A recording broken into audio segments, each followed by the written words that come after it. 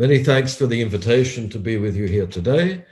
And I'm pleased to speak about really the formation of a translation profession in a particular society.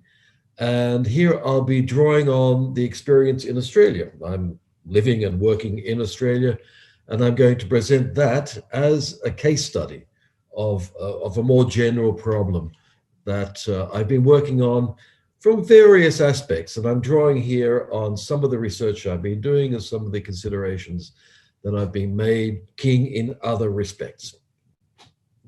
So here is the problem I want to build on, I want to work on, how to build inclusive language provision services in a multilingual society. I'm living in a multilingual society right now. Melbourne, where I'm based at the moment, has about 250 languages being spoken at home.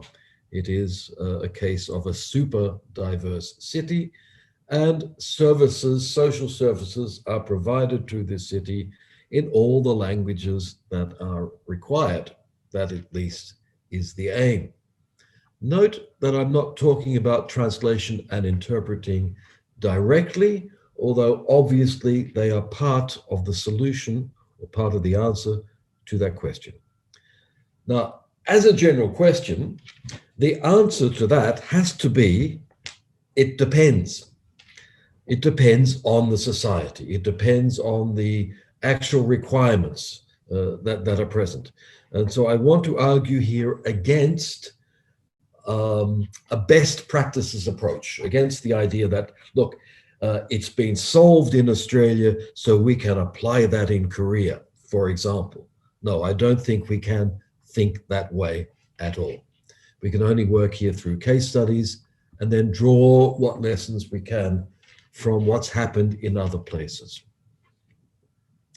The groundwork or the conceptualization of professionalization can be taken back to this model, which dates from Joseph Tseng's work in Taiwan and has been put into a more complex model by Zhu in 2009.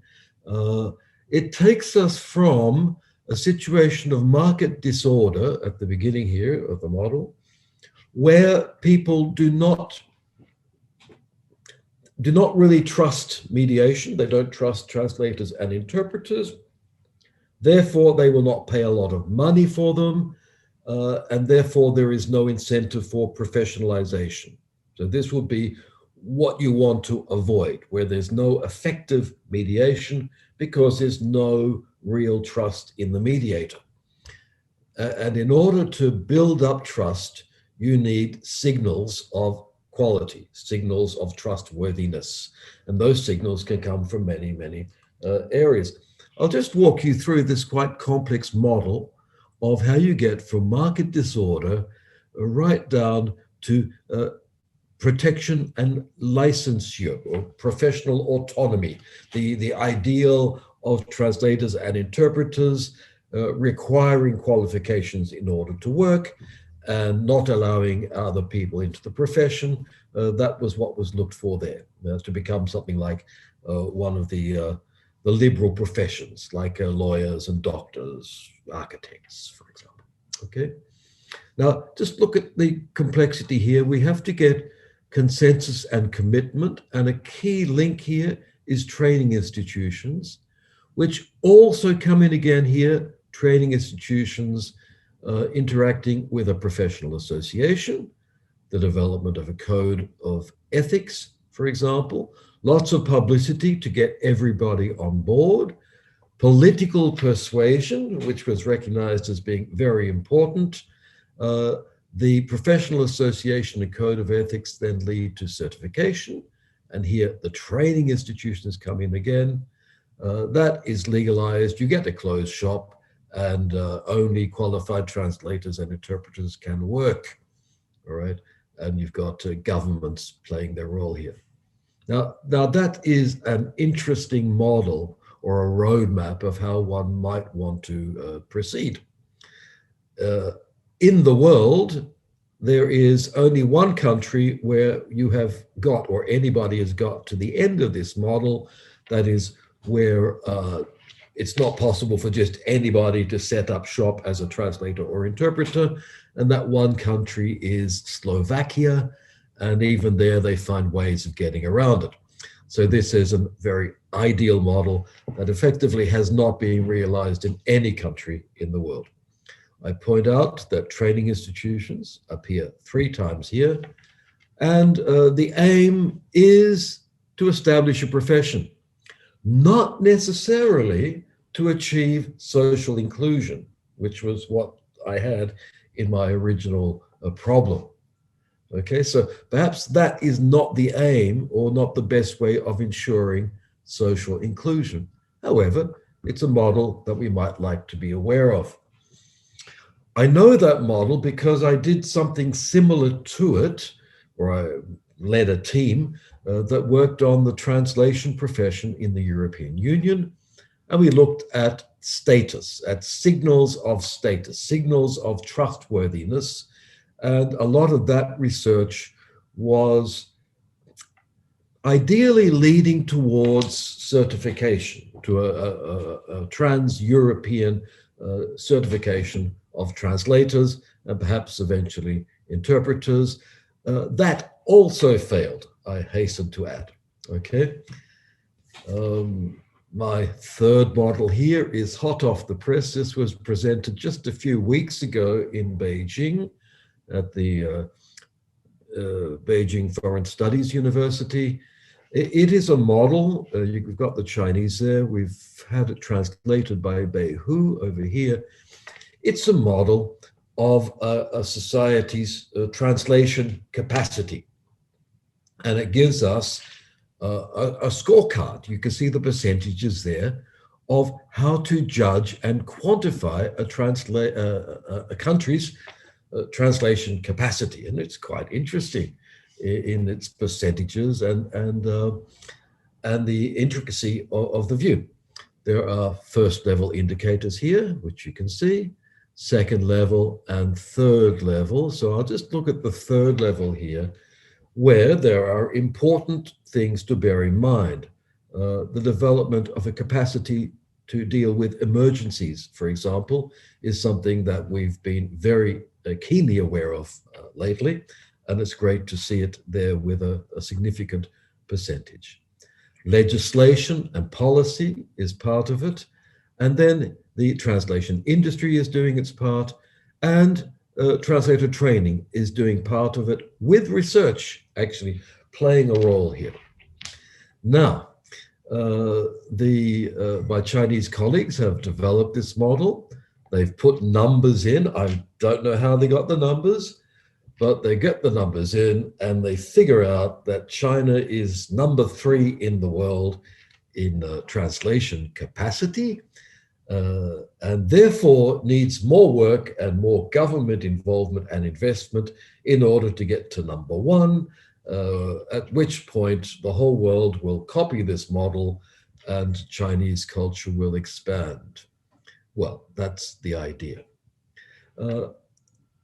The model is neither good nor bad. I think any model is great if, for example, it draws attention to the existence of translators and interpreters. It gives a role and a purpose for research and training, which is what I do. And hopefully it attracts government investment. Okay, if that's the purpose, I'm sure that's going to work in China. It will attract government investment. Would that work in Australia? Probably not. Why not?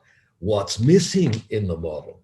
If I look at this critically, what I don't find, but perhaps it's there, okay, but I don't find it in the higher level categories, is civil society. For example, what do associations do? The associations that we saw in the previous model, for example. What do all the community associations do that relay information to their members in their languages? What happens, for example, around me here in Melbourne, right where I'm living? I have about 10 churches around me. They all do translations. They all do language classes in many of the languages around us as well.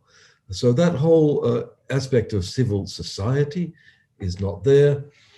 And there is not an attention to the numbers of people in the society at large who can speak foreign languages and work as mediators.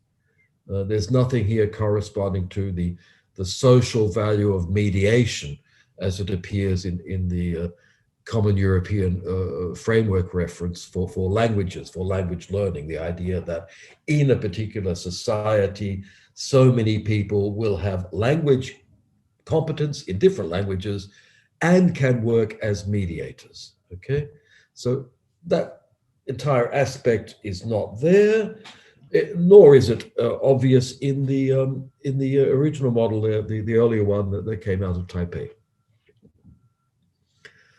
Now, why is there no best practice? Here is something I presented some years ago, and I was thinking about how we train translators and interpreters, and it occurs to me now as well that it depends where we are, at least on these axes. There can be more axes according to the particular problem to be solved.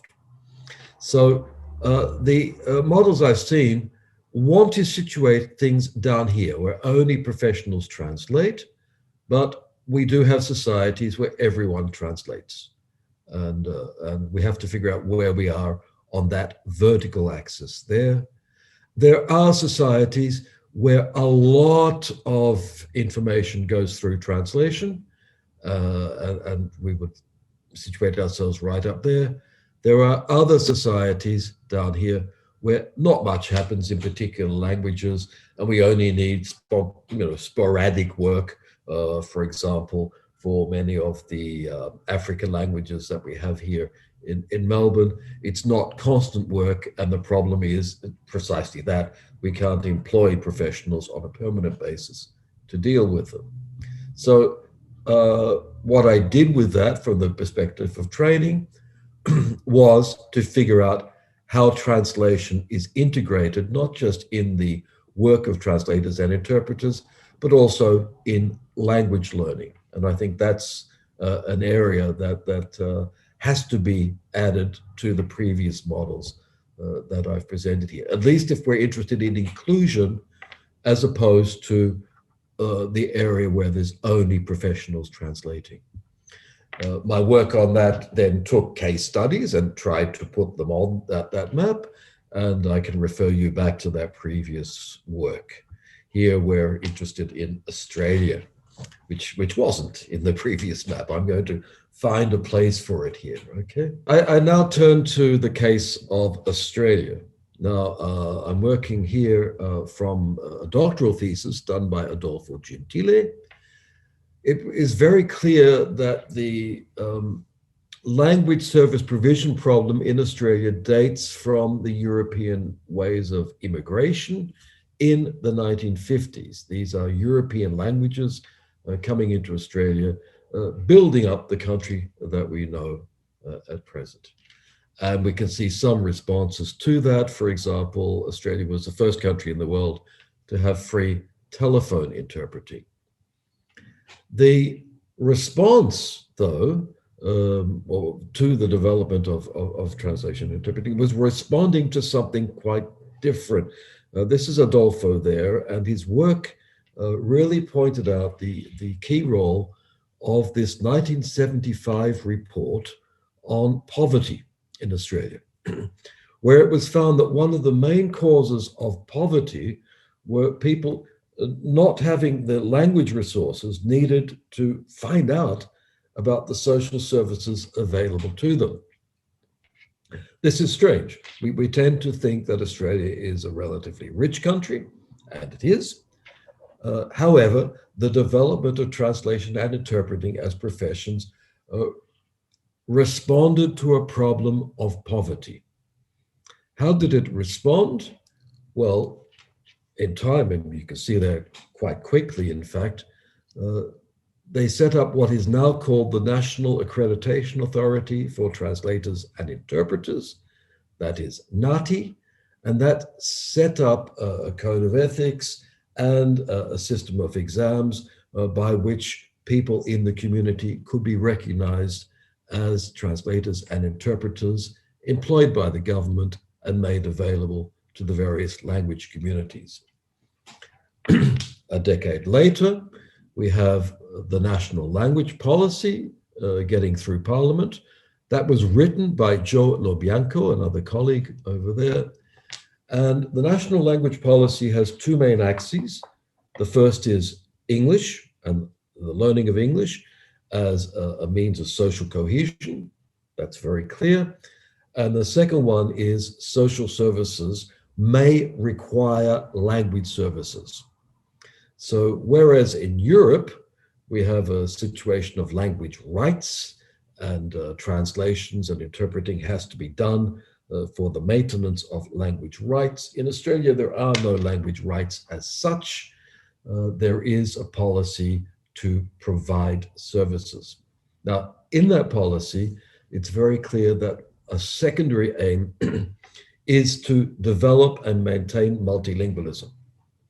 That is all the 250 languages in Melbourne, but also the indigenous languages are to be maintained as much as possible and recuperated in the case of indigenous languages, and that is indeed what's happening.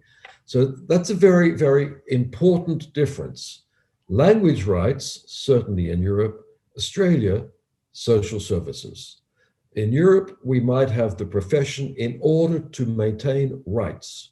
In Australia, the aim is an inclusive society and language services as a part of reaching that particular aim. Now, when people set about doing that in the 1970s and into the 1980s, they looked around the world, said, who has worked on this kind of problem? And there were really no answers. So as you can see in this quotation from Uldis Ozolins, who was one of the main players back then and is still the main player in this field in Australia, there was virtually nothing to draw on. And so people had to invent it. Invent it by creating the accreditation authority, but also by looking for modes of training which could take people who already know languages because they're in the language communities and teach them the basics of ethical performance and assess and certify their language skills. That's going back. So Australia's come a long way since then in those particular areas, in community translation and interpreting, that is provision of social services, and a lot of work done in legal as well in relations with the courts. And what has typified the work done by Australians here, I was not in Australia, I was outside of the country for 38 years. I've come back, so I look around and see what Australians have been doing. I find that the people I've named, along with Professor Sandra Hale here, have done incredible work with academics working alongside professionals in the accreditation authority and with members of the judiciary as well, collaborating to create knowledge and to create agreements about how the profession is going to solve these problems. An important document is this one, which is just setting out the recommended standards for how to work with interpreters in courts and tribunals. That is to educate the professional interpreters, but also the members of the legal profession about how to work with them. And that was so important that I've actually had that translated into Spanish so that we can do something similar in Spain. I also live in Spain. Another example of that was done by Professor Hale, looking at the perennial question in court, is it better to use simultaneous or consecutive? So you get members of the legal profession and you set up a big experiment with simulated hearings, one in consecutive, one in simultaneous, and you look at the effects that has on witness credibility. And I think these are wonderful examples of collaboration between different social sectors, academics, professionals, and the country institutions, judicial institutions in this case, working together to solve problems. Now, if we go back to this model of where Australians are, it's very, very hard because we have a situation where, because of immigration, there are lots of people translating every day. So we're sort of up that end there. But there are so many languages that there are very few for which there's a high intensity information flow. Chinese has become the big exception here. But for most of the languages, we are up around in this quadrant here with low intensity information flows and an attempt to bring people from the top there down to here, that is to professionalize them in the sense of giving them signals of trustworthiness. How this works depends on the generation. So here I'm looking at Jim Klavach's work on the Macedonian and Iraqi communities. So you get a particular language, a language community, and you see what's happened with the successive generations of immigrants. So here I'm simplifying Jim's work a lot. Obviously, the first generation comes in and learns the host language. The second generation comes in, and the first generation members become the interpreters and translators for the people coming in. So when you get to the generation 2, you've got those people within the community operating as the mediators. And then you get to generation 3 and then 4. The problem is no longer mediation because the community itself is looking after that. The problem is the maintenance of the non-English language. You want to maintain diversity. And so the problem shifts to making people proud of having their non-English language. And translation and interpreting services do part of that work. They build up the prestige, the social recognition of the languages. They motivate people to learn those languages and do what they can to avoid language loss. And that becomes a second problem there in the education systems as well. So the policy shifts according to the particular generations. Along the way, there was a great idea at one stage that because we have so many people who speak languages, these people can work in industry to enhance the export industry. So you've got a report there done by Estela Valverde. That sort of didn't work because the kinds of language that people speak in the home are not the kinds of languages, technical languages or promotional material that you need to export your products. And so there's a basic social linguistic reality there that one problem has been social inclusion. The other problem, that is promoting exports, has more or less been solved by working in English. So that connection didn't work. Don't try to copy that one. Didn't work in Australia. Here's a snapshot now of where we are. This is 2020, the NAATI report. 179 languages people are accredited or certified, as the nomenclature now has it. Note, Melbourne has 250, a bit more, 252, 179. So not all the languages are covered, but it's a very big operation. 40 Indigenous languages, 15,000 practitioners. This is cumulative. I think since it began, it has certified that many practitioners.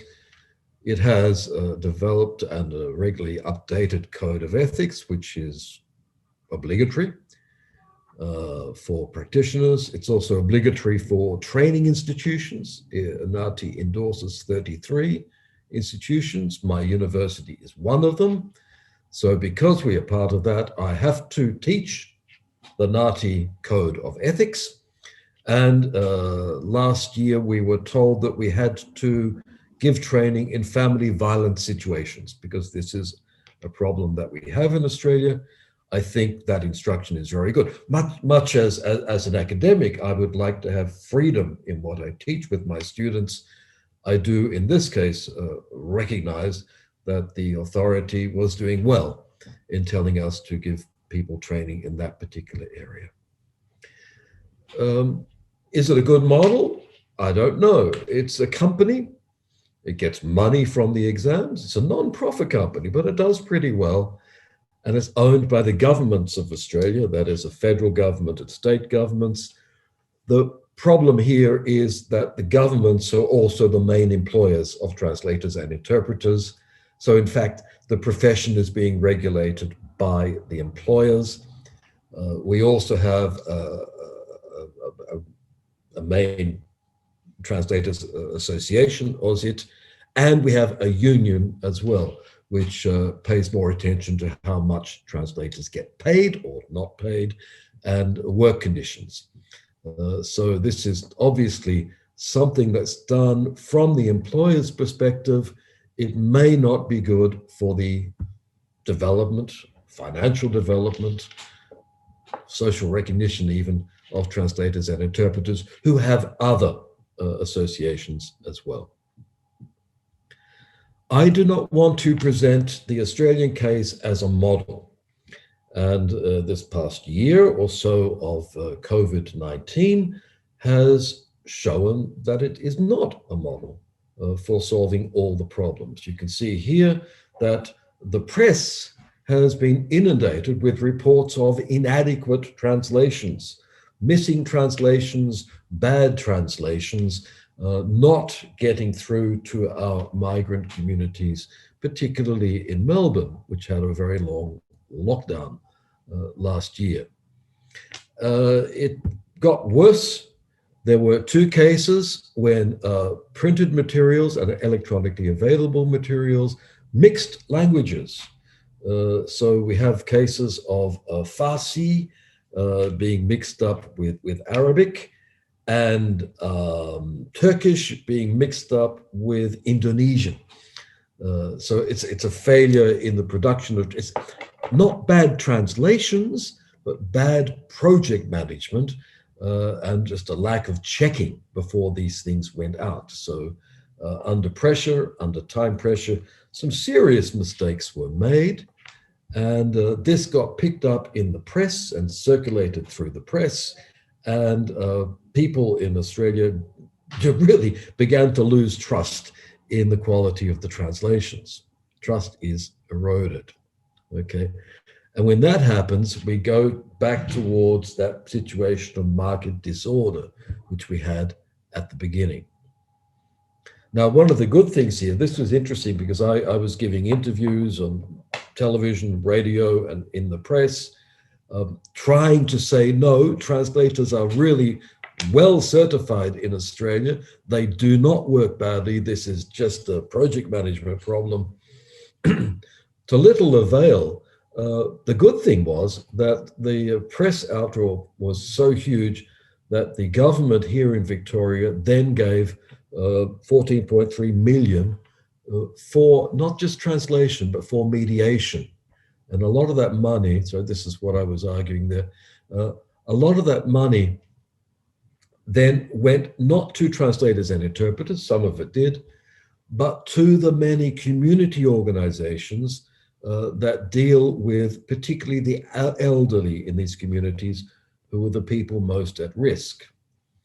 So what we found was that the problem, the communication problem, was being solved only partly by translation and interpreting, which gives you the official message translated into official language in many, many languages. In this case, 63, 64 in the case of Melbourne. But then the cultural communities themselves will pick up those messages, do their own translations, but also their own explanations. To reach the elderly, they would phone them or print out information in the language and give them a printed bit of information, because that's how people trust. The elderly in some communities trust. If it's printed, it's real. I'll believe it, okay? So there were questions not just of quality of translation, but means of communication.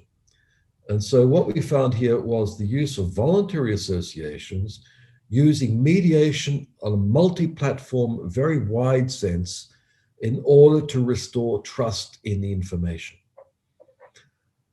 What's interesting, if you look around the world at the economies of trust, you can measure in each society, there are measurements, how much trust is in a government. In Australia, trust in government is pretty low, although it's gone up through the pandemic. So there is more trust in the community associations, in voluntary associations, which pick it up. And this is where I think the aim of the inclusive society has been recognized and addressed. Not just by providing translations, that's not enough. People don't understand it straight off. It's technical information. The elderly are worried and panicking and are going to respond to somebody talking to them.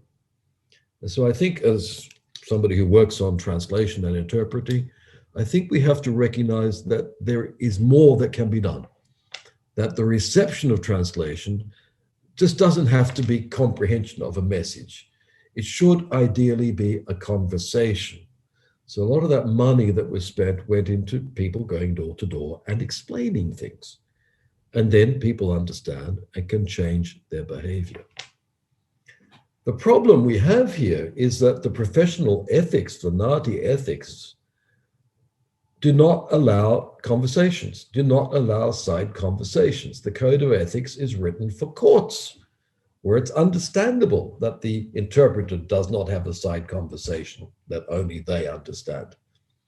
But in other situations for the provision of social services, and here for behavior change, for dealing with a pandemic, we need an entirely different kind of ethics that allows backward and forward flow. So what we are finding here is a tension between the certified professionals and the people in the community associations who are doing a lot of the actual communicative work. This is from a conference that we had last year. And this was one of the people making a side. You know, in Zoom conferences, people send around messages. This is an interpreter, a professional interpreter. Community leaders sometimes are our main rivals, as they have lived in Australia for a long time and speak some English or better English. They resent when to be an interpreter, you need testing and certification.